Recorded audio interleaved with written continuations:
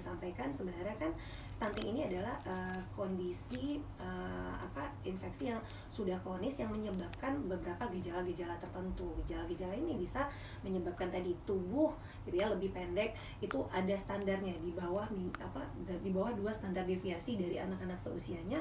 Tapi nggak cuma itu, ada beberapa gangguan pertumbuhan dan perkembangan lainnya yang mengakibatkan biasanya anak-anak ini tidak mampu beraktivitas, melakukan kegiatan seperti anak-anak seusianya. Oleh tubuh itu kurang, maka itu kita takutnya akan menjurus ke stunting gitu. Kuncinya itu tidak semua anak pendek itu stunting, tapi kalau anak stunting itu ciri khususnya itu dia lebih pendek dan wajahnya itu lebih muda dari usia teman yang sebaya gitu. Okay. Lebih muda justru ya. Tapi ada positifnya juga ya kan, lebih muda maksudnya, tapi nggak boleh ya.